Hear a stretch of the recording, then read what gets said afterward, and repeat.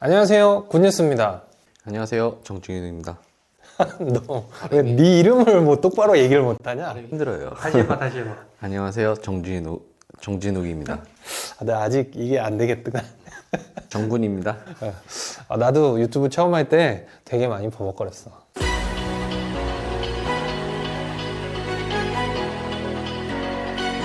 자, 오늘은 누설 탐지기 사용 방법을 알려드릴 거예요. 제가 처음 에어컨 설치 시작했을 때만 해도 이 누설 탐지기 쓰는 걸 보면 에어컨 오래 하신 분들이 이런 얘기 했습니다. 야, 그거 뭐 삑삑 울기만 하고 그건 못 쓰는 거예요. 근데 사실은 이게 사용 방법을 잘 몰라서 그런 거거든요. 그래서 우리 진욱이는 누설 탐지기를 거의 안 써봤지. 네. 뭐 가지고 있는 제품도 없지. 네. 이 누설 탐지기 사용 방법에 대해서 이 초보인 진욱이를 데리고 여러분한테 알려드리는 그딴 시간 한번 가져보도록 하겠습니다. 누설 탐지기는 두 가지 방식으로 나눠지는데, 하나는 이 히티드 다이오드 방식이라는 뭔가 좀 가열시키는 느낌의 그런 용어지, 그런 방식이 있고, 하나는 이 적외선 방식이야. 이 적외선 방식은 챔버 안에 냉매가스가 들어오면은 그 안에 있는 이산화탄소의 스펙트럼을 이렇게 분석을 해. 그래서 그 밀도를 보고 어느 정도 냉매가스가 차 있는지를 이런 ppm 정보를 표시하는 모델들은 수치로 표시를 해주고, 그게 아닌 제품들은 누설의 정도를 이제 소리로 알려준다거나 아니면 이 부채꼴 모양의 그래프로 보여주지. 근데 히티드 다이오드 방식은 그 냉매가스를 태워서 나오는 그 연소가스에서 냉매가스 성분을 이제 감지를 한다고 그래. 나도 정확하게는 몰라. 여러분 수정 좀 해주세요, 잘못된 거 있으면. 근데 내가 알아봤기로는 이 사용하면 사용할수록 냉매가스에 노출이 되면 노출이 될수록 오염. 센서의 수명과 그리고 센서의 감도가 떨어진대. 그러니까 사용을 하면 할수록 감도가 떨어진다는 건 뭐야? 결국 어느 순간이 되면은 제대로 탐지가 안 되니까 센서 교체를 해야 되는 거야. 뭐 내가 사용했던 옐로 자켓 모델이라든지 이런 인피콘 테크메이트 이런 게 다 히티드 다이오드 방식이거든. 몇 년 써도 괜찮은데 네. 주의할 점이 있는 거지. 그런 특성을 가지고 있으니까 냉매가 감지된 곳에 장시간 노출시키면 어떻게 되겠어? 금방 센서가 오염돼요. 그래서 일반적으로 냉매 탐지를 하는 방법도 그렇지만, 냉매가 탐지가 되면은 띄어서 냉매가 없는 곳에서 이제 리프레스를 시키고 다시 확인을 하는 그런 과정. 근데 이제 이런 적외선 제품들은 그냥 갖다 대놓고 있어도 제품이 고장 나지는 않아. 그쵸, 이런 거 써야죠, 그럼. 근데 요것도 챔버라고 그랬잖아. 이 안에 뜯어보면은 공간이 있어. 네. 그 센서와 같이 들어있는 그 공간 안에 냉매가스가 너무 많이 차면 어떻게 되겠니? 그게 다 빠져나갈 때까지는 이제 좀 삑삑삑삑 하고 계속 울고, 그게 이제 오동작을 하는 것으로 보일 수 있는 거야. 그래서 너무 장시간 또 되고 있는 건 좋지 않다. 자, 그러면 이제 히티드 다이오드 방식과 적외선 방식의 차이점은 알았고, 적외선 방식은 그래서 뭐 이런 나오는 제품들이 보통 센서 수명을 사용시간 100시간을 얘기해. 뭐 100시간 정도 타임을 사용을 할 수 있다 그러면 아주 오래 쓸 수 있다. 그럼 그 100시간을 채우면? 교체해주면 돼. 안에 센서. 센서를 교체하면 돼. 구매해서 사용할 수 있게 나왔겠지? 자, 그러면 이제 네가 궁금한 게 있을 거 아니야. 궁금한 걸 한번 물어봐. 일단 정확하게 ppm이라는 게 그 그래프를 띄워주는 기능이에요? ppm. 네. ppm은 어떤 농도를 나타내는 단위잖아. 네. 냉매 누설의 정도를 수치로 나타내줘. 이거를 숫자로 때려 박아주는 거야. 그러니까 스트라투스나 네. 이 모델은 이름 자체가 ppm이야. 엘리텍의 ppm은 냉매 누설의 정도를 뭐 5, 6, 3, 10 뭐 요런 수치부터 9999까지. 그러면은 뭐 미세 누설이나 이런 건 어떻게?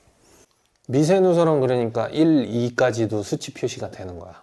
ppm의 정보를 보고 누설의 정도가 어느 정도다 하고 가늠을 할 뿐이지, 정말로 그만큼의 ppm, 그 정도의 농도가 누설이 되고 있다는 뜻은 아니야. 그거로 이제 오해하면 안 되고, 사실 우리는 ppm 정보가 표시가 안 돼도 뭐 띠띠띠띠 하고 이 울리는 부저음의 간격이라든가 아니면 이 표시되는 부채꼴 모양 뭐 이 그래프를 보고 많이 표시가 되면 많이 샌다, 조금 표시가 되면 조금 샌다는 건 알 수가 있는 거거든. 근데 요게 좋은 건 센서 감도 자체가 높기 때문에 좀 되게 민감하게 미세한 누설도 잡을 수 있고, 이 ppm 정보가 수치가 잘 봐봐, 부채꼴 모양은 대부분 10단계 정도로 나눠져. 근데 얘는 9999까지 나눠진다고 그랬지.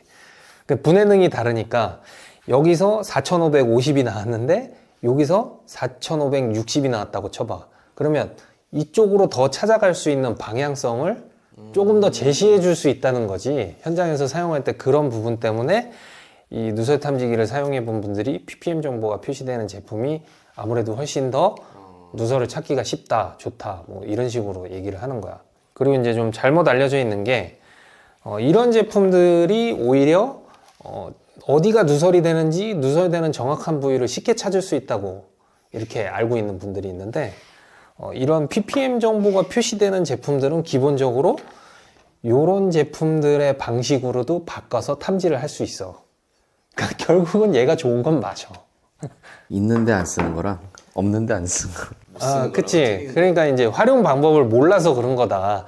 뭐, 이 탐지 방식을 로우, 하이 뭐 이런 식으로 감도를 조절해서 높은 감도로 놓고 이렇게 정확한 누설 부위를 탐지를 할 때 그런 모드를 사용하면은 훨씬 쉽게 또 찾을 수 있는 거야. 그러니까 이 넓은 방면에서는 아주 예민하게 수치를 보고 따라가는 거지. 점점 누설 부위 근처로 빨리. 그러니까 대부분 나한테 물어보는 건 뭐냐면 뭐 사야 돼요? 이걸 물어보거든? 근데 누설 탐지기를 한 번도 안 사용해 보신 분들한테는 절대로 이 제품을 제가 권하지 않습니다. 최고가의 장비를 쓴다는 것 자체가 부담이고, 이걸 쓰신다고 해서 여러분이 뭐 쉽게 누설되는 부분을 찾을 수 있다는 보장이 없어요. 이 누설 탐지는 경험이 되게 중요하거든. 그리고 이 탐지기를 사용해 본 사람만이 이 제품의 좋은 점을 또 알아볼 수도 있어요. 그래서 처음부터 굳이 이런 비싼 거 뭐 사용하려고 하실 필요 없고, 가장 저렴한 제품으로 입문을 하셔도 됩니다. 누설 현장에 도착하면 제일 먼저 하는 게 매니폴드 게이지를 연결해서 냉매의 양이 어느 정도 되는지 확인을 하는 거잖아. 정말로 누설이 되는 건지 아닌지를. 기계를 돌리기 전에도 누설이 많이 됐다면 쉽게 알 수 있거든.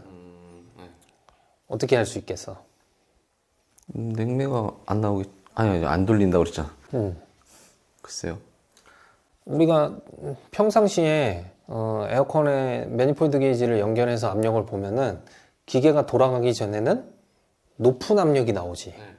현재 기온에 맞는 냉매의 압력이 나온단 말이야. 근데 그게 통상 여름에 뭐 410 냉매 기준으로 보면은 250 정도, 그 정도 나오잖아. 근데 그거보다 압이 낮아. 뭐야 그럼? 냉매가 부족하다는. 그렇지, 부족하다는 뜻인 거야. 그래서 그걸 보고 냉매가 좀 빠졌네, 뭐 냉매가 좀 많이 빠졌겠는데 라고 이제 예상을 하고 시작을 하는 거고, 그 상태에서 기계를 이제 돌리는 거지. 기계가 돌아갈 때 매니폴드 게이지 압력이 0 밑으로 떨어지는 누설도 있고, 0 밑으로는 안 떨어지고 0 이상을 유지하는 누설이 있거든.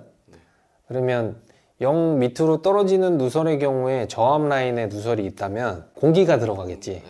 그러니까 이걸 파악을 해놓는 게 중요한 거야. 나중에 수리까지도 생각을 한다면. 왜냐하면 뭐 0 이상을 유지하는 경우에는 냉매 가스를 버릴 필요가 없잖아. 공기가 들어간 게 아니기 때문에 그 상태로 좀 꽉 채워놓고 0이 되기 전에 탁 펌프다운을 끝내놓으면 이제 조치만 하면 되거든. 일단 그러면 실제로 뭐 점검하듯이 한번 이쪽에서 해볼게.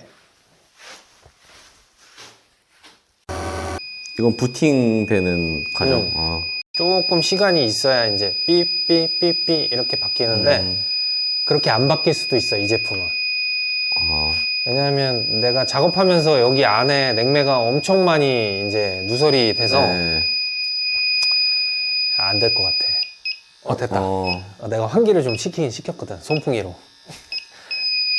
근데도 이 안에 냉매가 많아. 그러면 이 민감한 상태이기 때문에 지금 하이로 돼 있거든. 이제 로우로 바꿔볼게. 목으로 바꾸면 이제 좀 영향을 덜 받긴 하거든. 아까 말한 그 환기 리프레시. 자, 뭐 누설이 의심되는 부위에 간단하게 가져다 대는 거야. 우선은 가져다 대는데 네. 이게 플레어 부위의 누설이 미세한 누설들은 요쪽에서만 감지가 되고 요쪽에서는 감지가 안 되고 막 그래. 방향에 따라서. 그래서 플레어 부위의 누설을 볼 때도 이런 식으로 전체적으로 다 훑어줘야 되는 거야. 미세한 경우엔 그러니까. 그리고 이제 배관을 타고 보온재를 타고 나오는 누설도 있어. 네. 그러니까 이런 안쪽으로도 누설이 여기서 감지가 됐다면 넣어봐야 돼. 넣어서 그 안쪽에서 더 많이 나오는지 그런 거를 이제 보는 게 요령인 거지. 근데 가스가 타고 왔으면은 보온재가 이미 다 음. 가스에 노출이 돼서 젖어 있을 거 아니에요. 오일에 묻어. 아, 근데 이제 뭐냐면 여기 누설인지 이 안쪽 누설인지를 가늠하는데 이게 이쪽으로 들어갈수록 농도가 높아지기 때문에 여기에서의 반응보다 이쪽 반응이 세게 돼 있거든. 우리 신제품 설치는 어때? 보면 딱 알거든. 왜냐하면 처음에 나오는 자재 세트로 마감 테이프가 돼 있고 설치한 흔적들을 보면 들어가 있는 전기선 써놨으면 그건 신제품 설치거든. 근데 거기에 배관이 어느 정도 들어가 있는지 우린 다 알잖아. 그러니까 그거보다 긴 배관이면 어떻겠어? 중간에 어디선가 연장을 한 흔적이 분명히 있어. 용접 신제품. 예. 이제 신제품 기사님들이 나는 원성 까는 거 본 적 없거든. 왜냐면 배관 박스에 들어있는 걸 써야 되니까. 그렇죠. 가끔 이제 그런 방식으로 하자를 줄이기 위해서 하는 분들도 있는데, 그래서 배관 전체의 길이를 훑어보고 용접된 부위나 유니온을 사용한 부위가 있는 것 같으면 칼로 째고 그런 부위도 꼭 확인을 해봐야 돼. 누설 탐지기로 탐지를 했을 때는 제일 이제 어려운 게 뭐냐면 너무 많이 우는 거야. 여기에 내가 정말 누설이 돼서 우는 건지 아니면 잔류 냉매가스, 네. 뭐 오일에서 나오는 냉매 이런 것들 때문인지 그거를 알아야 되거든. 근데 일단 요거는 알고 있어야 돼. 오일은 노출이 된 지 오래됐으면은 안에 잔류 냉매가스가 없어.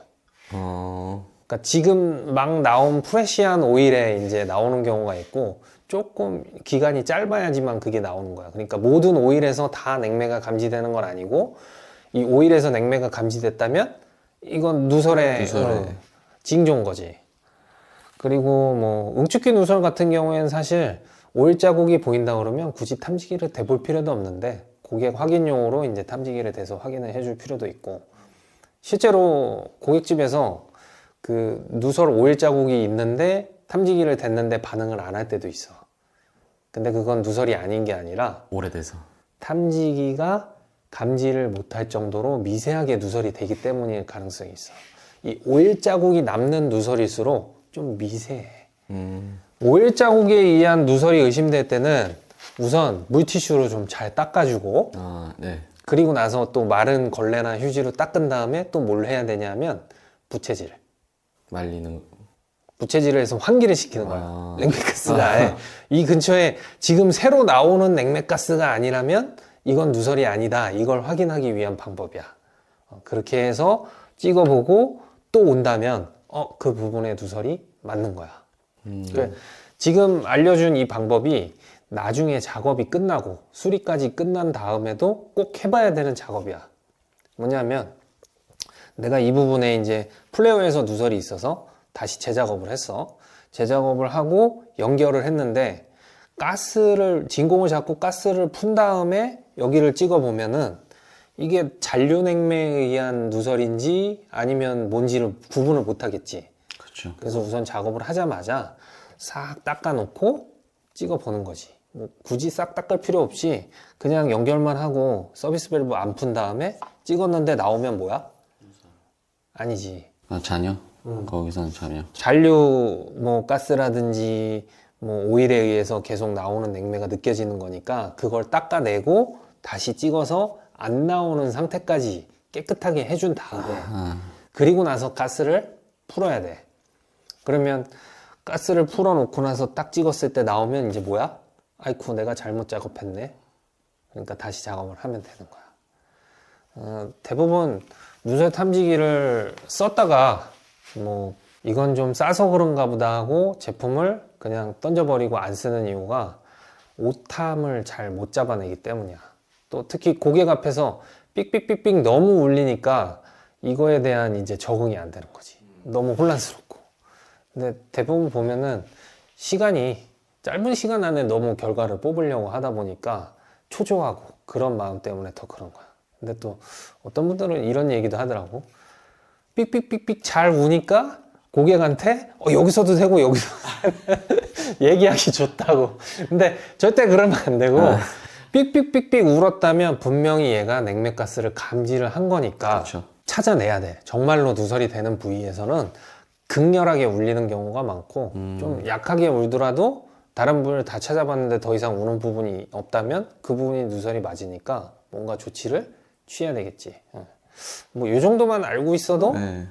누설 탐지기를 사용하는데 큰 어려움은 없을 거야. 사실 나는 그냥 누설이 되면 운다고 그래서 그 얘기만 듣고 이제 사용을 하기 시작했고 몇 년 동안 계속 사용하면서 좀 노하우가 쌓인 건데 뭐 눈치가 빠르고 센스가 있으신 분들은 금방 잘 쓰실 수 있을 거예요. 그 재확인할 때 다시 한번 깨끗하게 닦아내주고. 그게 이제 꿀팁이지 어떻게 보면. 그게 좀 중요할 것 같아요. 그리고 매립 아파트 실외기실 보면은 갇힌 구조잖아. 냉매가스는 무거워서 아래쪽에 쌓이기 때문에 환기를 나중에 작업을 끝내고 다 해준 다음에 거기서 이제 탐지되는 게 없는지도 봐야 돼. 내가 움직이거나 이렇게 바람에 의해서 바닥에 깔려있던 게 올라와서 또 탐지가 되면은 헷갈려 버리거든. 그럴 때 더스트건이 좋다.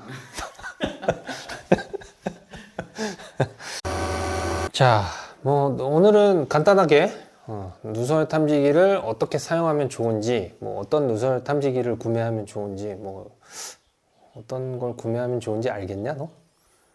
그냥 내가 생각하는 그 적정한 그 가격대, 내가 이렇게 지불할 수 있는 그런 마음가짐이 생기는 그 정도 가격대에서 사서 써보면서 조금씩 바꾸면은 예. 그게 좀 맞습니다. 예. 네, 그렇게 느끼게 하기 위해서 얘기를 한 거야. 굳이 비싼 거 처음에 부담되면 필요 없습니다, 여러분. 저렴한 제품이라도 없는 것보다는 있는 게 아주 쉽게 누설을 찾을 수도 있어요. 그러니까 꼭 구매해서 사용을 해보십시오. 여러분이 설치한 현장에 어디서 냉매가 누설이 되는지를 찾지 못하면 뭐 서비스 기사든지 설치 기사든지 서로 난처한 상황이 생길 수 있으니까 이런 거 하나 갖고 다니면서 이렇게 해주면 고객분들도 훨씬 여러분한테 신뢰를 느낄 수 있을 겁니다. 궁금한 거 하나. 사용을 했어요. 그럼 추후 관리. 사용하고 나서 이거 뭐 어딜 뭐 닦아줘야 된다거나 뭐 털어줘야 된거나 그런 거 있어요? 딱히 그런 건 없는데 모든 누설 탐지기 제품이 이 끝에 필터가 들어있어. 그래서 이렇게 열어보면은 교체할 수 있는 필터들이 있는데 회사별로 뭐 이게 스펀지나 부직포로 돼 있는 데도 있거든. 그런 스펀지나 부직포 같은 경우에 깨끗이 빨아서 말려서 다시 써도 돼. 그리고 이제 이걸 왜 교체를 해야 되냐면 누설 탐지기가 오탐하는 가장 큰 이유가 습기야. 그래서 우리 여름에는 항상 습하잖아. 더더군다나 뭔가 물기가 보이는 습한 장소, 축축한 장소에서 사용을 하다 보면 계속 빨아들이는 이 안에 모터가 있고 공기를 빨아들이거든. 이 안에 습기가 물방울로 맺히는 경우가 있거든. 그래서 이제 삑삑거리고 오탐을 하는 경우도 있으니까 그렇게 습한 곳, 물방울이 있는 곳에 직접적으로 또 대지 말고. 이거 보관할 때 그 박스에 제습제 같은 거 같이 넣어놓으면 최고지. 이렇게 관리를 해주면 되고, 뭐 좀 뭔가 오탐을 한다 싶으면 배터리 먼저 한번 확인을 해봐야 돼. 이 센서가 들어있는 탐지 장비들은 배터리가 한 칸 정도 남는 정도면 오탐이 엄청 심해져. 그래서 그냥 2칸 이상일 때 교체를 하는 게 좋고, 항상 예비 배터리를 갖고 다니든가 아니면 충전을 잘 해서 가지고 다니셔야 됩니다. 그 정도입니다. 아무리 성능이 좀 떨어져도 좀 적당한 자기가 만족할 만한 가격대의 제품부터 시작을 하는 게 맞는 거예요. 충분합니다. 제가 드릴 수 있는 팁은 한 30만 원 정도 선 제품이면 충분합니다, 여러분. 30만 원짜리로 어디 가서 못 찾는 게 없다 소리 나올 정도 되면은 이제 ppm 정보가 표시되는 제품들 사용해 보시면 새끼들 이래서 이거 썼구나 하는 게 빡 느낌이 오실 겁니다. 근데 그전에는 굳이 저는 추천 안 하는 이유가 이거의 좋은 점, 이제 이거를 쓰다가 다른 걸 써보면 에이씨 못 쓰겠네는 할 수 있는데 내가 경험이 미숙할 때는 이걸 갖고 가도 헤매고 할 테니까 맞아요. 스텝 바이 스텝이 좋은 것 같아요. 천천히 단계를 거쳐서 가십시오. 자, 마칠까? 네. 마치겠습니다. 오늘 영상에서 알려드린 내용은 아주 기본적인 내용입니다. 이제 처음 누설 탐지기를 사용하는 분들이 알고 있으면 좋은 내용들 정도고, 뭐 영상에서 말씀드렸다시피 경험이 중요하니까 현장에서 사용을 많이 해보시고, 경험이 풍부한 우리 베테랑 기사님들은 자신만의 누설 탐지기 사용법을 댓글로 좀 알려주십시오. 그리고 오늘 너무 피곤해서 자막 작업을 도저히 못하겠습니다. 뭐 올릴 영상도 많고 만들 영상도 많아서 요즘 좀 무리를 했더니 너무 힘들어서 오늘은 자막을 쉬어야 될 것 같아요. 좀 불편해도 이해해 주시고요. 영상이 도움이 되셨다면 구독과 좋아요, 알림 설정 꼭 부탁드리겠습니다. 감사합니다.